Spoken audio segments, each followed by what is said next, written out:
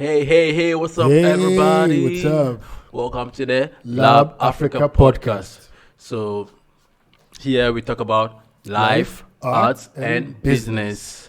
And we always bring you the interesting conversation, up-to-date topic, and we also feature entrepreneurs and people who are in the arts space here in Africa, just not just in Ghana, but across the continent. And then hopefully we learn from them and build ourselves up. True. And today, it's going to be another interesting conversation. And because of that, we have in the building Tasha. So those of you who perhaps are not familiar with her, Tasha is my wife and the executive producer of Stylus Innovative Studios. And this podcast, she makes things run. So give it to Tasha. And I'm your host, Martinson. And I'm Judah Domino. And in today's conversation, we are talking about some of the hot issues here in Ghana, which is E-levy and the increase in tariffs, which is making everybody crazy.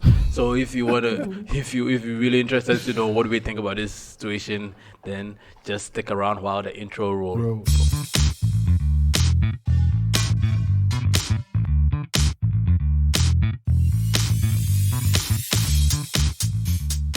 Okay.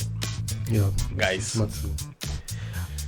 Before we get into the conversation, I just want to get a first impression of your thoughts on when you first heard the E-levy, when it was first proposed, right? That was late last year. Just your first quick thoughts on what was going through your mind when you heard it. What went through my mind was, why does the government want to take money from my pocket? For me, that is it. Because from my understanding, the wallet or your mobile money wallet is supposed to be where you keep your money. So it's more like my purse or bank accounts. So now, me sending money to someone, I still have to pay. I have to pay you because I'm Ghanaian. Seriously. So that was my first impression. It was not a good one. It wasn't. Yeah. And you?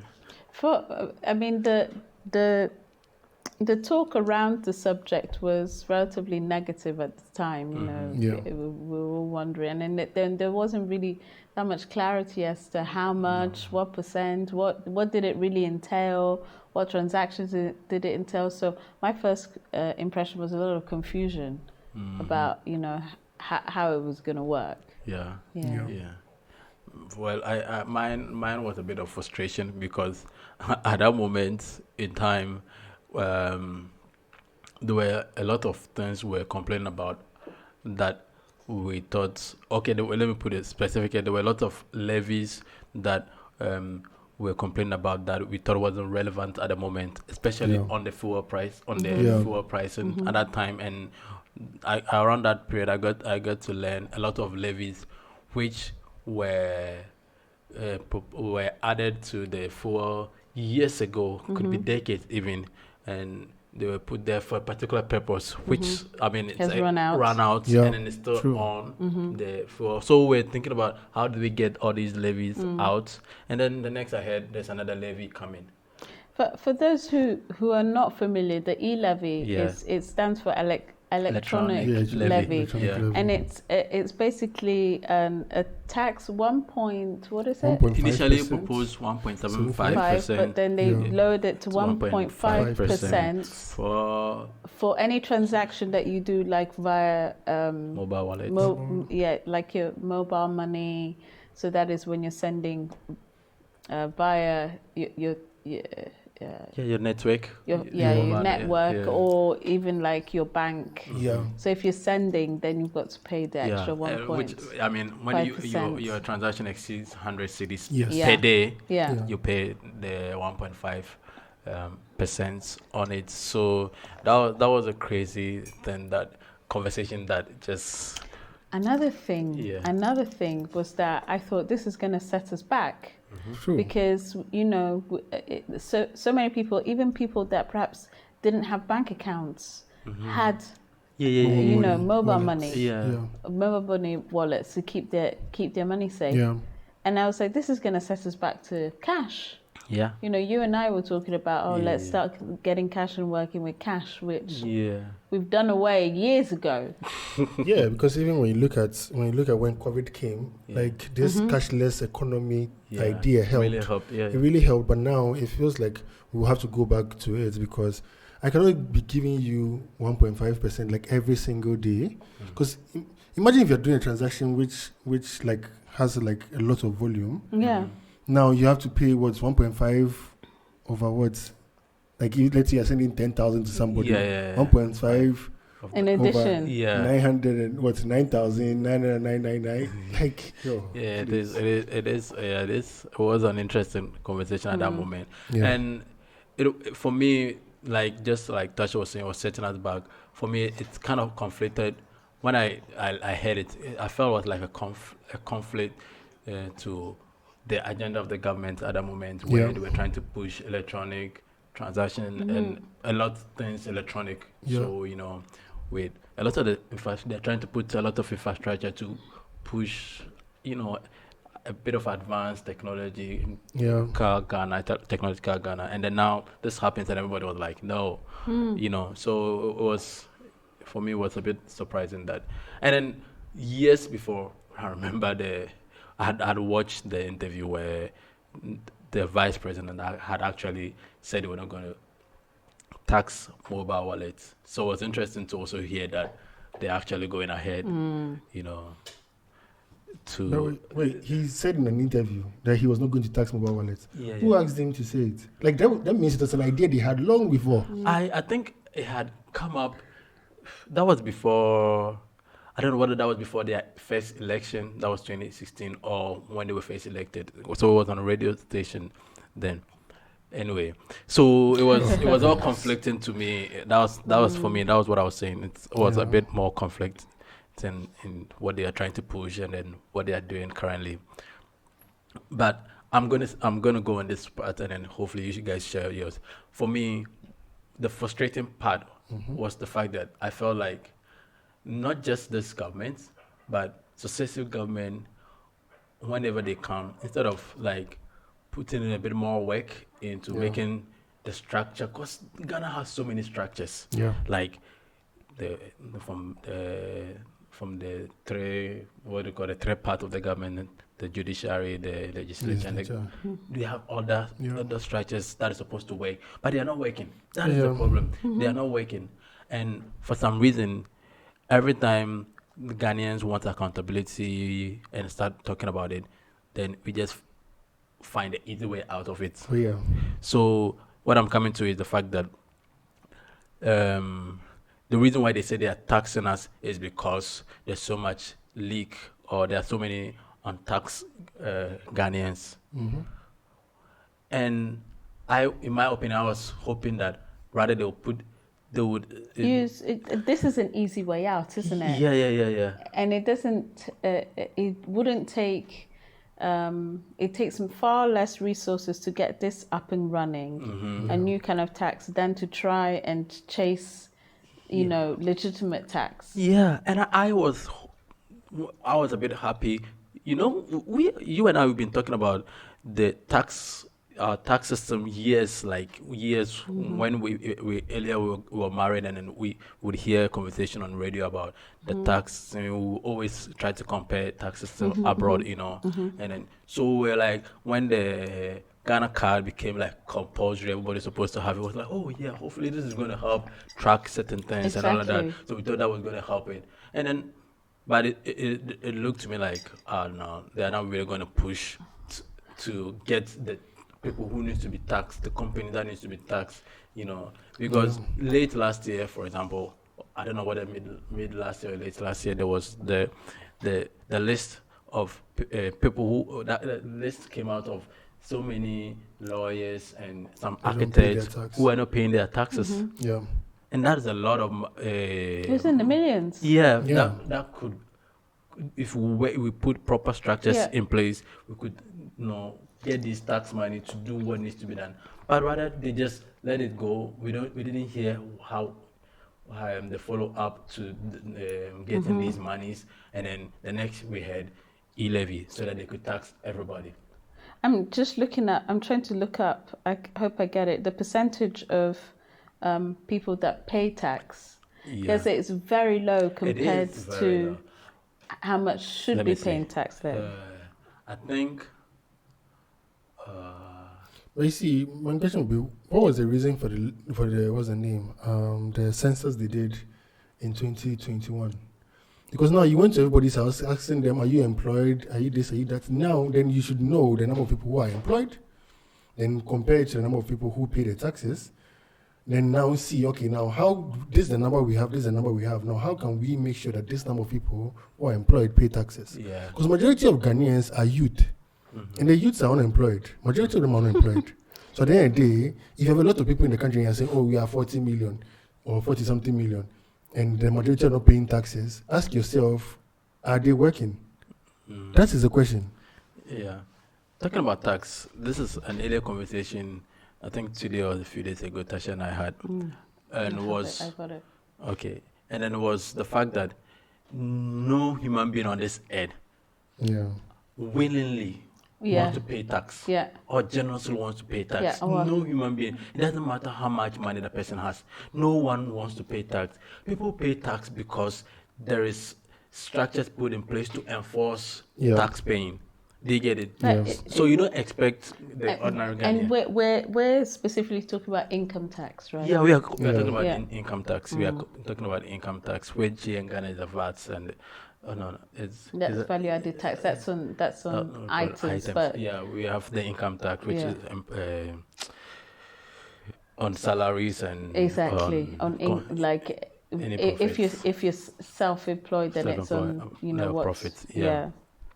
So no one naturally wants to pay tax. I mean, we hear even abroad so many big names evading tax, and then the law has to catch up with them. You get it?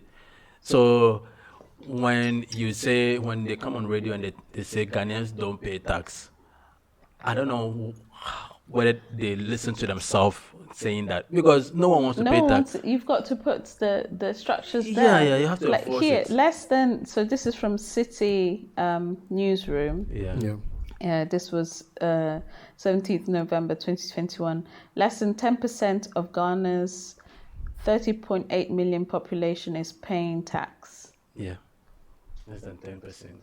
And this Ofori Atta laments. Yeah, and the last I heard was over 20. They said over 20-something% of Ghanaians are taxable. I guess maybe that is in the very formal sector. I don't know about it, because there's so many informal businesses that are going on. I don't know how they are working on getting those taxes. Okay, so I mean, it's possible. It is, right? It's. I mean, before I moved to Ghana, I'm Ghanaian, but I was born outside, and I've lived in Europe for many years. And prior to moving to Ghana in 2017, I lived in Holland for 16 years, and I mean, there's no choice. You see that on your payslip, you see this tax, that tax, income tax, and the systems are there. And I don't know. One of the places that I worked when I completed school, they were not paying tax, and it's a formal place. They were making money, but they were not paying tax. And I remember at a point where they heard that they were checking up or something. GRA or something were coming up. Going what's checking. What's GRA again? Ghana Revenue Authority. And then they started trying to put their books together and all of that. So if we don't enforce it, no one is going to. So now when you say we, it's not us though. They shouldn't put the onus on the population, because like you said, nobody likes to pay tax. So the government, if the institution that is responsible for enforcing people to pay tax are not doing it, then this is what is going to happen. And then unfortunately, we always try to find the easy way out, and then that is let's tax the electronic transaction easy way, so that now people who have been taxed already now get taxed again for spending the money that you've already taxed. True. You get it? Because you pay for taxes on everything. Everything. And it's sad, it's crazy. That's why for me I don't get it. I still don't get the E-levy. I will pay if I have to do a transaction like that. But then, do I support it? No. Because I think there's a better way. Like you're all saying, there's a better way to go about this thing than the way they're going about it. Yeah. Yeah, and they're saying it's burden sharing. What I mean, the adverts that's on radio. Those adverts are. It's annoying seriously when. I get pissed off when I listen to those adverts. I mean, they're trying to, let everybody understand what E-levy is. But when you tell me that the reason there's E-levy is because people aren't paying taxes and so government needs help, I'm like, no. Government needs to work. Figure out. Government needs to work. That's the thing. The government needs to work. They're not working. That's the reason why, so if government is working, this wouldn't be... so the thing is, the E-levy even comes at a worst time in our economy as a nation. Yes. You get it? I mean, people say that the times during COVID, it was better than now. Inflation's just gone mad. This time last year, they just had it on the news. It was 7-point-something%. And now it's what? 14. It's double. It's going up. It's still going up. And it just goes up. Yeah. And the prices of food has gone up. Yeah. It started off with the price of petrol. Yeah. Fuel just going up and up. To fill a tank, how much was it before? So before then, if you filled our car, if you filled it was 190 something, sometimes hitting 200. That was which year? Sorry? That was which year? Okay, so that was 2019, 2020, before COVID, just before COVID. So let's say we didn't COVID then, because it was early 2020. And then fast forward to now. So from 200 to... Yeah, 200 to 200. Now, filling the car is around $365. The last I filled it was $365. It's that crazy. Nearly 2 times the price of before. And the sad part is that salaries have not increased. No. Yeah, exactly. So then you keep burdening the country and then you don't increase anything. You don't increase how do you call it? What's the name? There's a name they call it for the base pay, what you're supposed to pay. Yeah. And people don't pay according to that. You have a graduate minimum salary. Minimum wage. Minimum wage. You have people who are taking, they're graduates who are taking 500 cedis, 600 cedis, 1,000 cedis. And they say they're doing you a favor. I remember in the Netherlands, every year your pay would go up slightly, a few percent, to make way of inflation.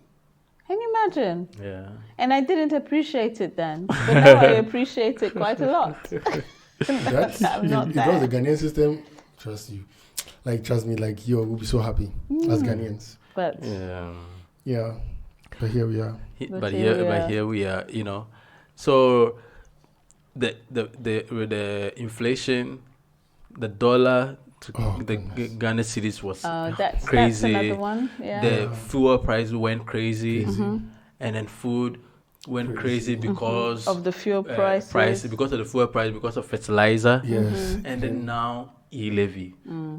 But you see, they should have read the room. All this is because of some people who are not even our neighbors, far away, deciding to, I don't know, whatever they are doing there, and there's war somewhere, and then we, sitting in a small country in Africa, says that whatever happens there affects us. I get it. I get a little bit of it.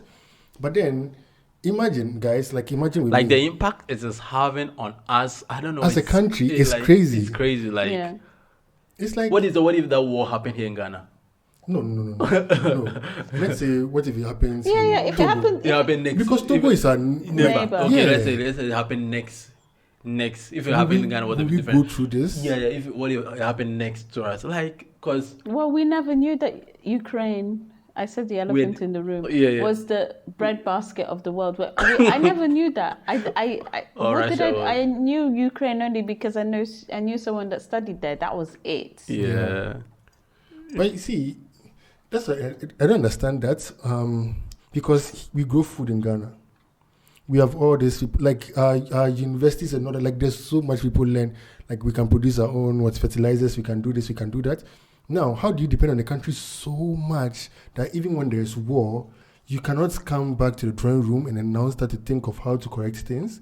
That you sit down and for months and blame them for things going wrong in your country? Yeah. I feel though we listen to like discussions on radio, and I feel like the fertilizer thing happened started to happen before Ukraine, that was and then November Ukraine last just year, they said but we can't blame Ukraine for anything. No, we can't. All we can say is that those situations have exasperated what was already there. Yes, I think in borrowing someone's words, the fundamentals were weak. Oh. So the fundamentals were weak. So when the Ukraine happened, it just like domino effect. You know. So the fundamentals were like the fundamentals were shaking. Oh, so just borrowing someone's words, and that is what happened. And I don't know why we had to speed this E-levy thing. Yeah, and I mean they could have waited a bit. Like we're really struggling. We are really struggling. I tell you this story, didn't I? Normally a bucket of tomatoes, and tomatoes is basically used in most of our dishes here in Ghana. If you're not lucky, you might get it in your chocolate drink. Yeah, I mean, your coffee, tomato is like the base for everything. And usually a bucket, like a big bucket that lasts you quite a long time, it would be 30 cedis. Yeah. I went...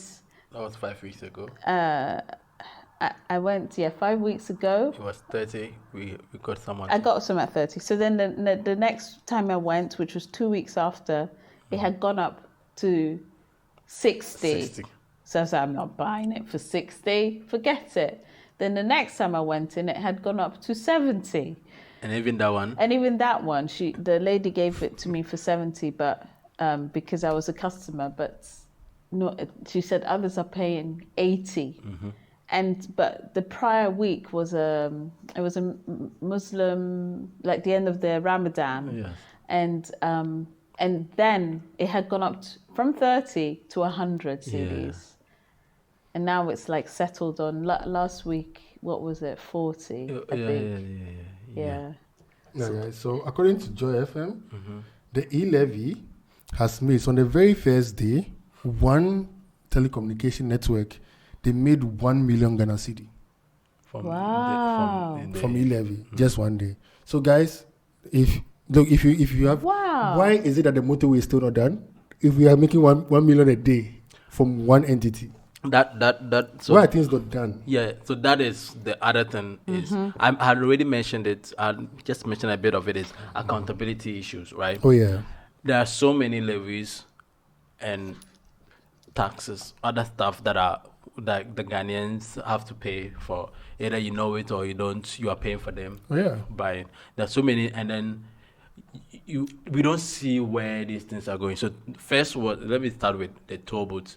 So Ghanaians were complaining about the toll booth that we are not seeing the work this toll booth money are being used for.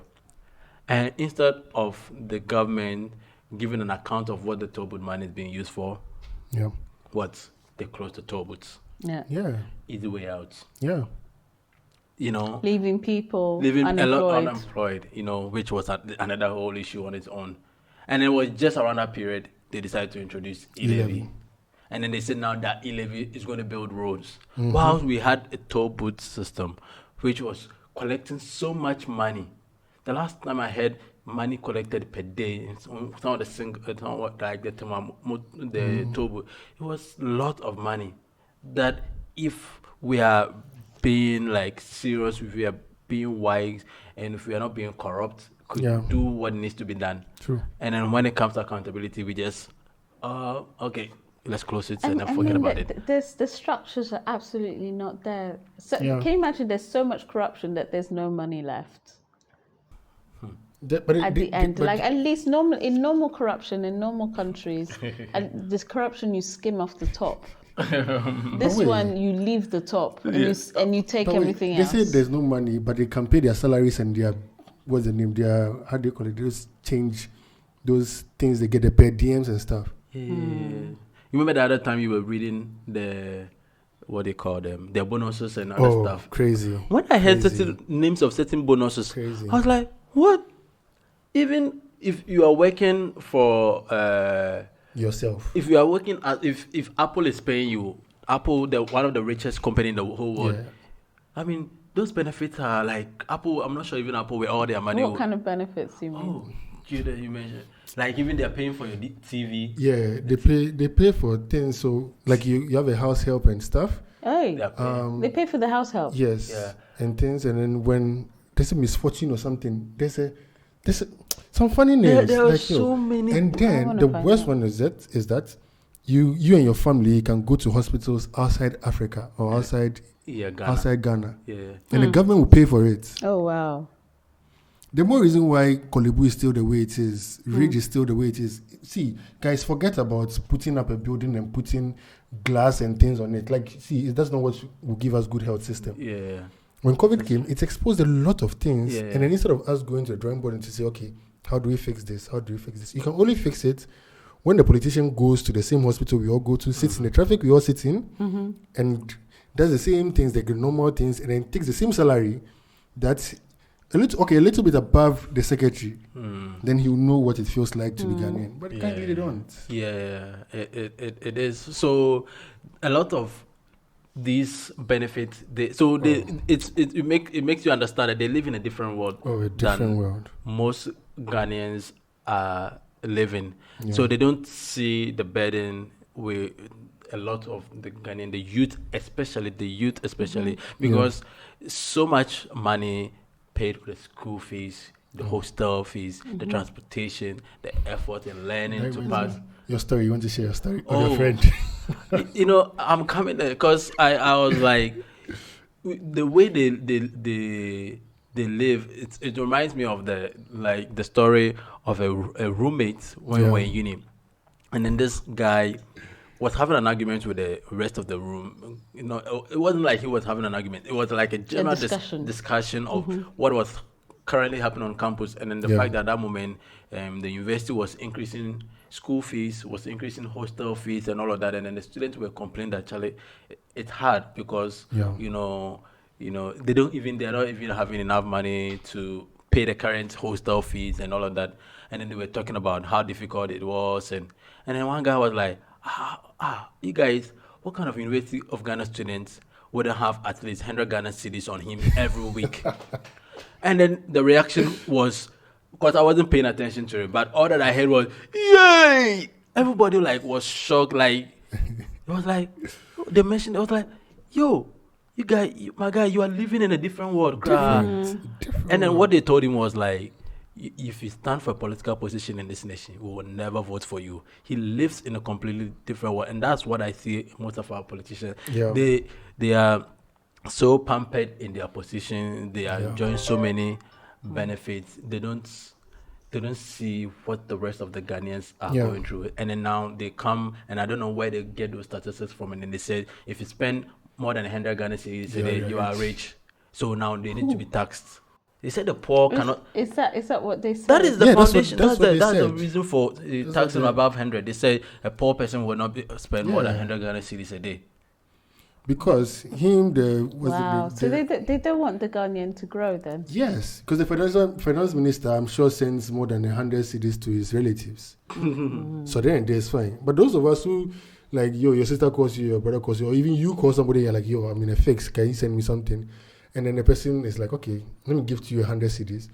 Like, currently, those cannot come. Because currently, they'll be taxed. So they live in a completely different world. And I skipped a bit because I'm going back to the accountability part. That's key. And so all these things happens, and then we don't see the result of the money that Ghanaians are paying. I think it's two sides, isn't it? On one side, we are already burdened and they're charging us, and then on the other side, we don't see all of those taxes that we already have. We don't really see. Yeah, and then I believe most people, when I was listening to radio, most people, when they called, their reaction to the E-levy was the fact that they are scared where this money is going. Yeah. Yes. Most people, when they called, other people were calling because they didn't want to pay any levy. But most people's reaction was, because the people who understand that taxes and levies help build a nation, their main worry and fear was, this money, we're never going to see it. Yeah. We're never going to see. And that is, I think Tasha has this receipt here to show us, because there are so many. There's so many, like this one is from, I think, I won't say the restaurant, because we're not sponsored by them. Yeah, we're not. But like here, so there's the NHIL. Yeah, that's the National Health Insurance 2.5%. Yeah. They get funds. Yeah, we have the education, the Ghana Education Trust Fund. Yeah. So Ghana Education Trust Fund 2.5%. Yeah. COVID levy. We have COVID levy. 1%. Mm-hmm. Why does it go? Why COVID levy? Why does it go? VAT, value added tax, 12.5%, and then TL. That's tourism levy. So that depends on where you are. So this one is from a restaurant, so you get tourism levy. 1%. Yeah. And you said that one telco, like with the 1.5%, got 1 million a day. 1 million Ghana cedi a day. So that's a day one.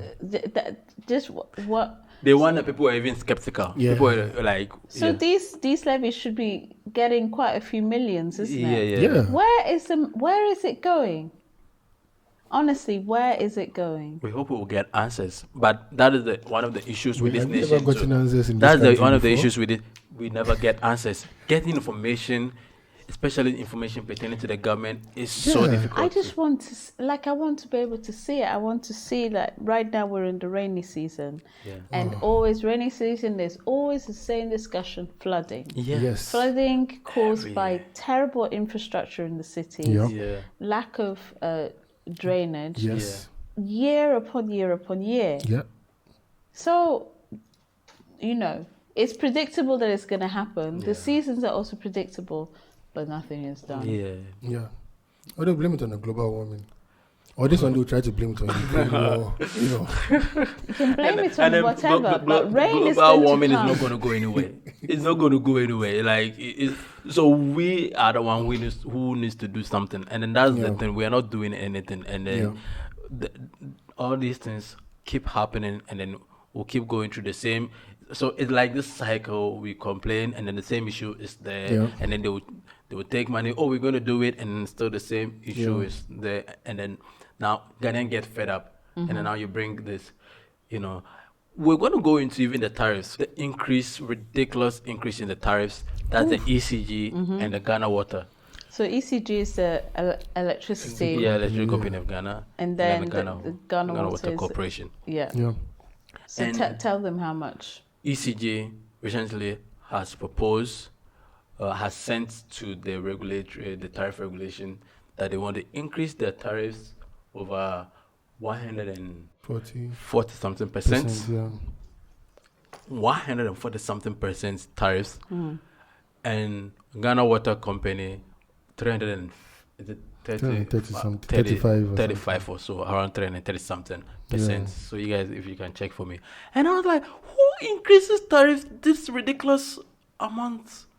Like, besides, Ghanaians already complain about the inflation, complain about the fuel, complain about increased food and all of that. E-levy has come where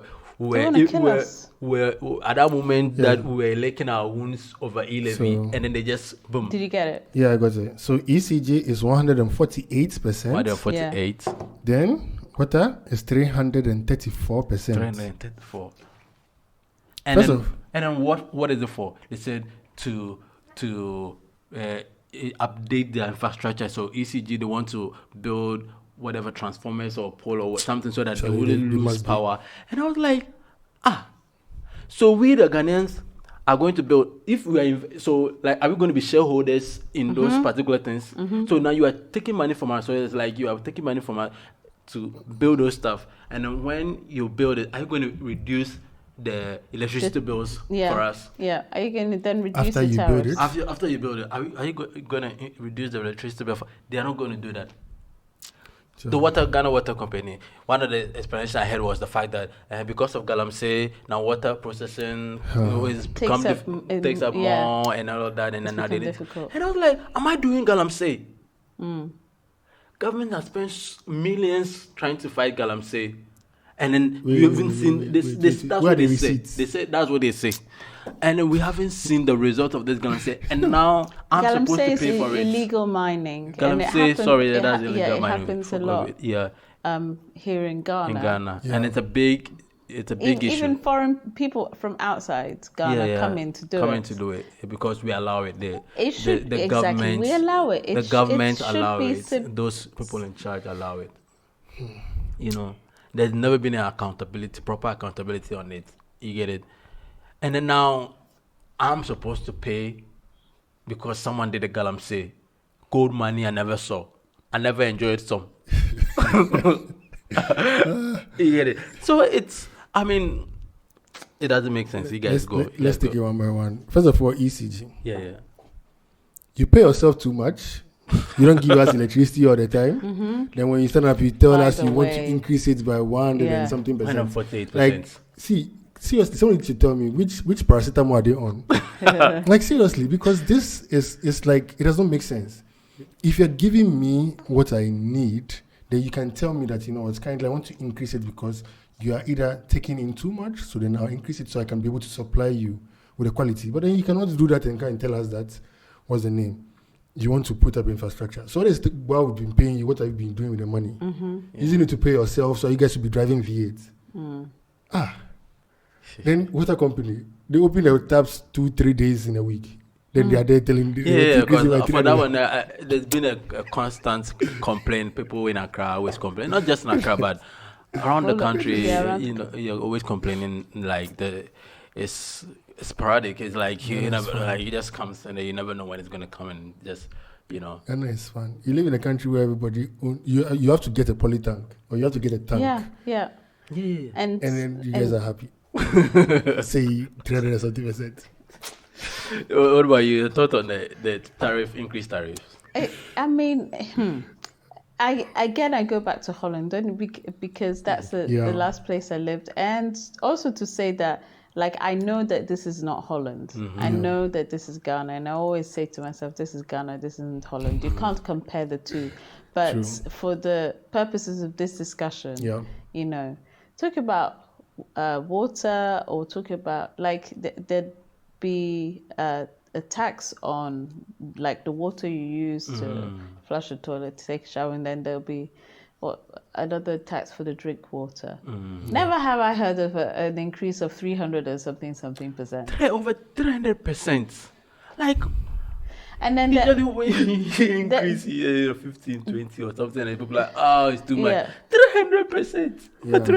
The electricity, that one, you can choose. So they privatized it. So you can choose which company you go for.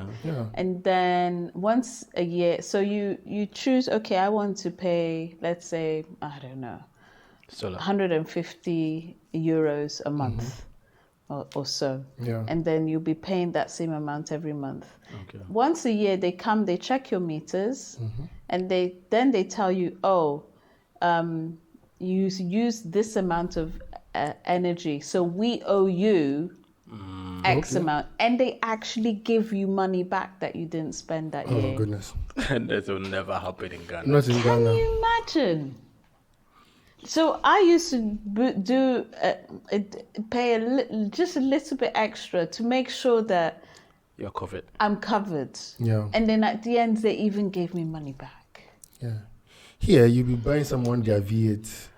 You're never going to see that money back. Yeah, the company will buy V8. And then one of the things too was the fact that they say they need money to build this infrastructure.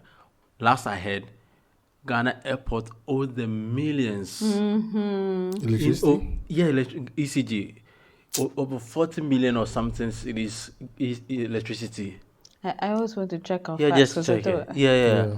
And then I was like, go and take those money, the poor. And then I'm sure there are others who owe in. A lot of other government infrastructures that are probably not paying their ECG. Yeah. Yes, it was in the news. You know, and so you can't on one week say that this company, that company, this government institution owes ECG this amount, this million, and then the next week come and say, oh, by the way, we're increasing your tariffs. Yeah. No, go and catch them, go and chase the money. So we are supposed to pay for those people who are not paying their bills. They get it. That's what happens. Yeah. It's like E-levy. Some people are paying their taxes. The list is here. Okay. So Ministry of Communication owes what? 5 million and some coins. United Nations Development Program owns what? UNDP. Yes. Hey. 558,000. When is it dated? This year? I want to be sure it's this year. Yeah, 8 April 2022. Okay. From Joy FM, Joy Online. And then the Internal Audit Agency owes 545,000 and some coins. Yeah. Then Kofi Annan Center. So which one was the first one? Ministry of Communication. And that was 5 million. Yes. And then the next one was UNDP, 500,000. yes. Next one was 500,000. So now we're up to 6 million. Yeah. Okay. Then Kofi Annan is 200 and something thousand. Hey, not Kofi Annan, just Kofi Annan himself. Center. Yeah. Okay. Yes. Then Economic and Organization, what's the name? Yoko. Yes, Yoko. Economic and Organized Crime Office. Yeah. 270 something thousand. Organized crime. This is organized crime. Yeah. The National Information Technology Agency, NITA, owes 1.5 and some coins. The University of Professional Studies owns 1.6 and some coins. There's so much. The list goes on. The list goes on. And then, like, for us, we had it once with ECG where the meter, like, we just kept paying money into the meter, but the meter wasn't reading. Yo. So we just kept So the airport is owing 48 million Ghana. 48 million. And we are supposed to pay for that. Seriously. We are supposed to pay for that. all these monies. All these ECG, monies. you guys are joking. That's what I say with this country is the fact that instead of like doing the work, getting where the monies are, getting the monies into the coffers to do what they don't do it. They just for whatever reason, corruption reason, for whatever benefit they are enjoying from, they just decided to, and then now they burden the rest of the country with more levy, with increased tariffs and all of that. It doesn't make sense. I mean, they made a big song and dance, I think it was about 2 years ago, where they went to ShopRite and they actually changed the doors, the GRA, they changed the doors and said, you need to pay us the taxes that you owe us. You know, do that. Like, okay, ECG can't really do that, but they can. They have the power to go with. So these guys decide not to pay. Guys from Sotum or something. No, not Sotum. There was a place in Ghana. The guys decided not to pay ECG. Yeah. They were like, they're not paying electricity bill. They cut the whole community's power. For days. You can do that to this thing. What's the name? The airport and those companies that owe you. Do that when they pay. When they finish paying, they should go and take a loan. Because they will not even pay taxes on the loan. They should take a loan and pay you. It's crazy the fact that there's all these monies are leaking. All these monies are going somewhere. We're not seeing anything. And then now us, the ordinary Ghanaians, the youths, because it's a very useful nation. And we had once paying for this. And then these are the same youths complaining of unemployment, lack of opportunities. You know, when you're starting your own business, the stress you go through, like registering it, getting certain things to work, it's crazy. And then they said, this E-levy is going to solve all of this problem. Abi. It's You know sad. what I'm saying? You know, let's wait till the time we have to vote again. Then now we will begin to make noise on. They should now tell us what they've done with the E-levy, so then we know. Because I think we should give them time. Oh, as for the thing is, right now we don't have a choice. Yeah. We're just gonna give them the time to finish whatever they're doing, and then, when it comes to accountability, the results we already know. But then after that, if we see any school under a tree, if we see any bad road in Ghana, because they said they've done a road from here to China. About I don't know how many millions of kilometers or whatever it is. This.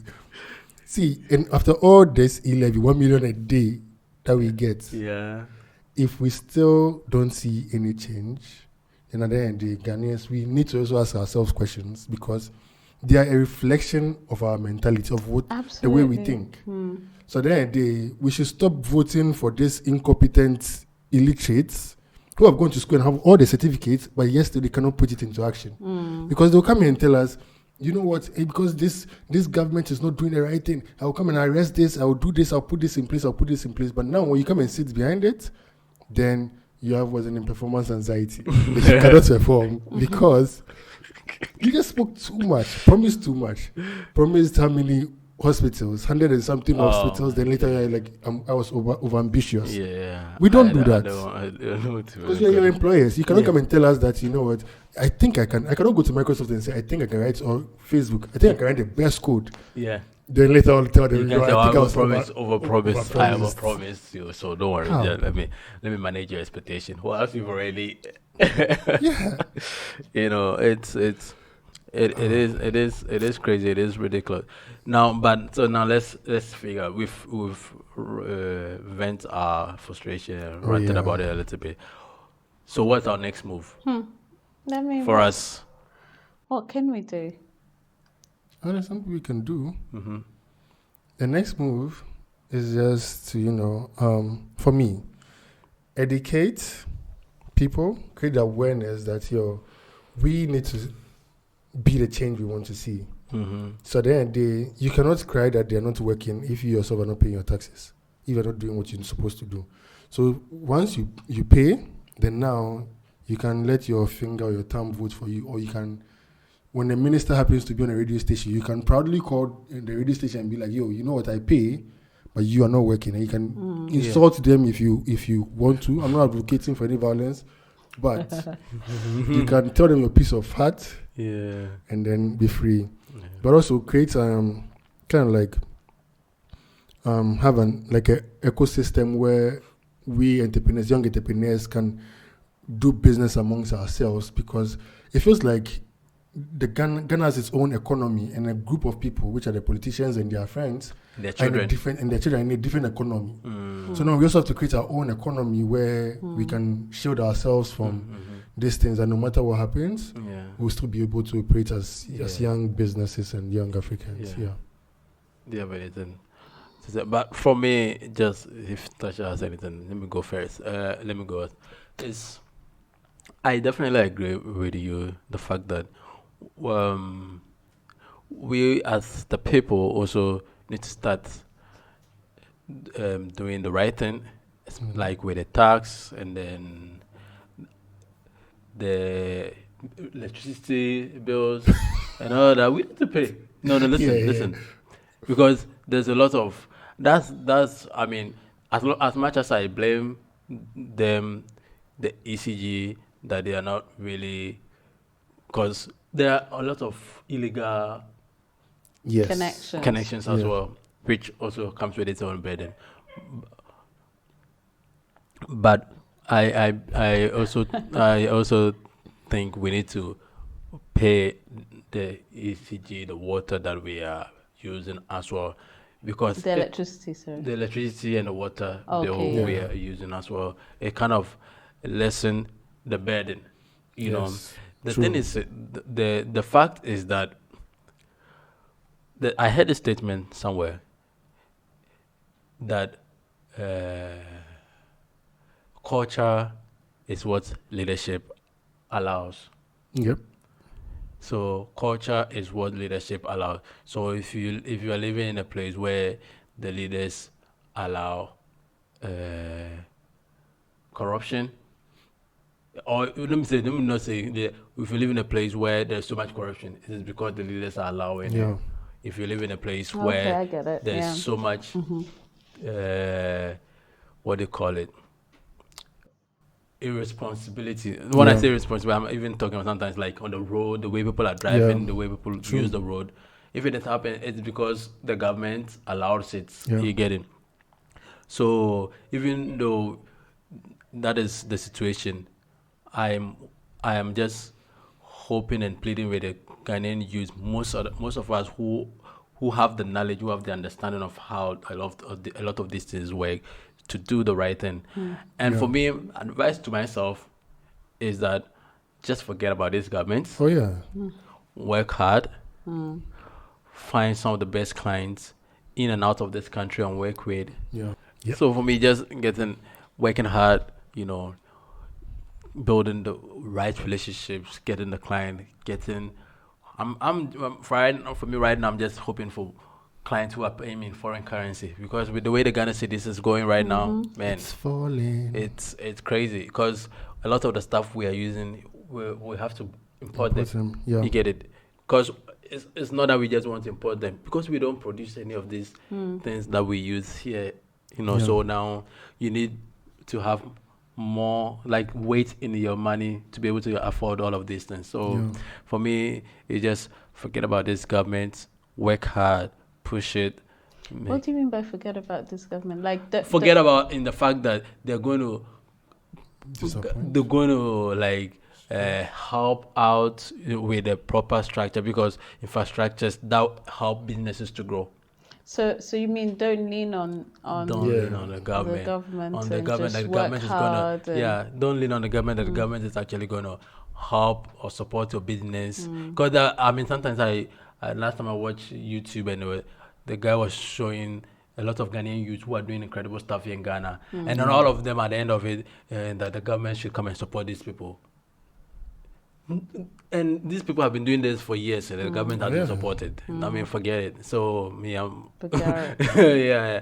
So because the monies are going somewhere else. Someone is driving that V8.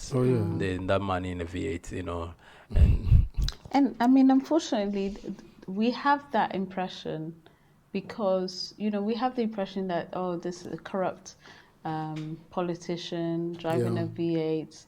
We have the impression because we don't really see the fruits of their labor. It could be that they're working very hard at something, but we just but we don't what see are they working hard at? Because the politicians, let me put it this way: the politicians, let's say the MPs, the politicians' work is just to make policies that, in the end, help the country run in the way it's supposed to run, and enforce it. Make sure the people who are supposed to enforce it enforce it.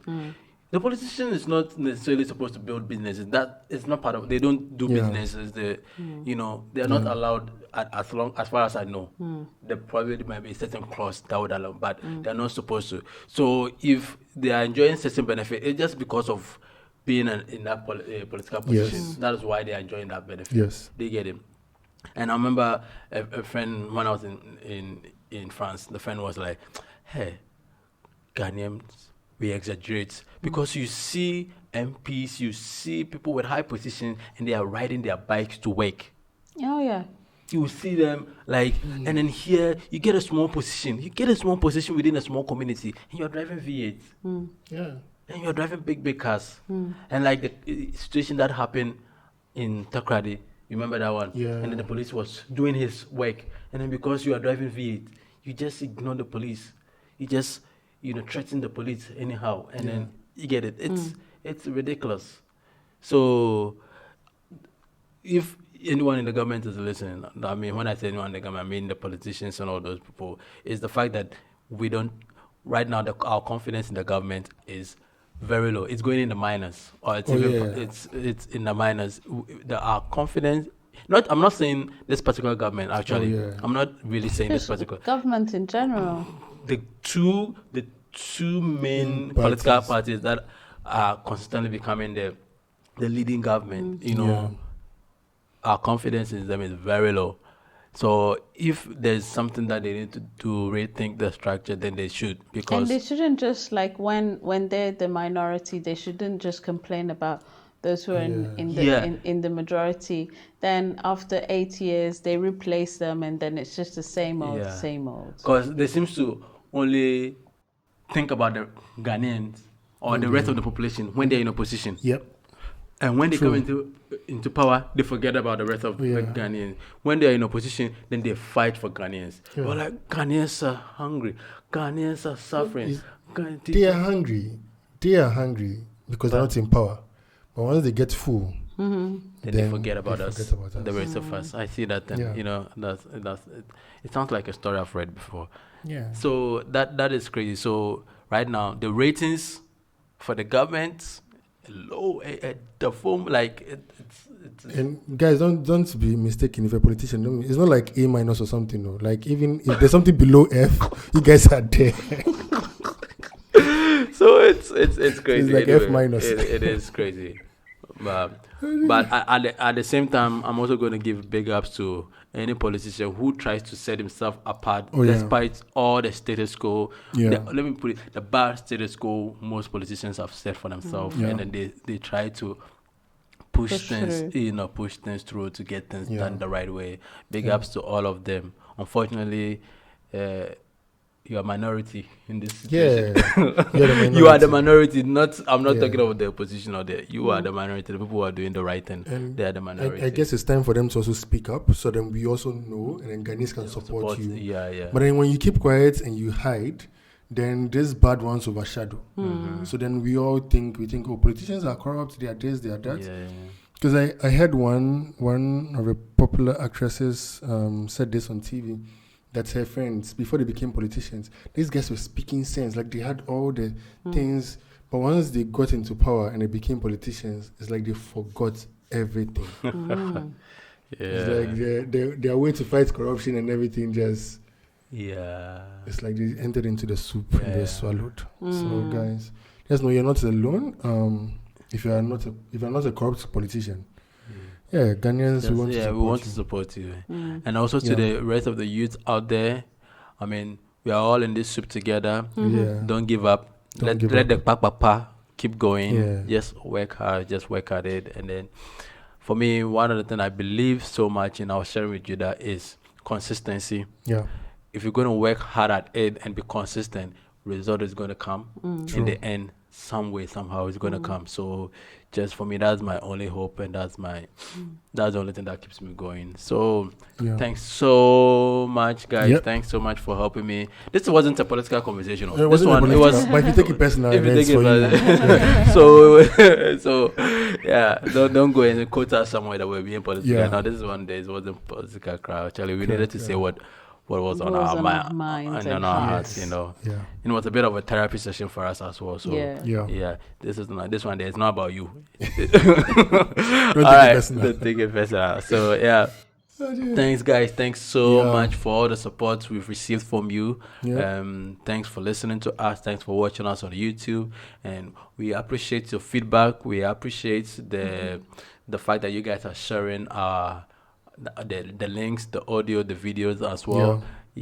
Just keep doing, and then we would like to hear more from you. So if you are watching us on YouTube, please just like it, hit the notification bell, and then subscribe. And then give us your feedback in the comment section. What you would like to hear from us, anything you think we should also discuss as well on this podcast, because we mentioned we talk about life, talk about art, we talk about business, just let us know. So thanks once again. Until we see you in the next episode. And like we always say, let's make Africa great again. Peace.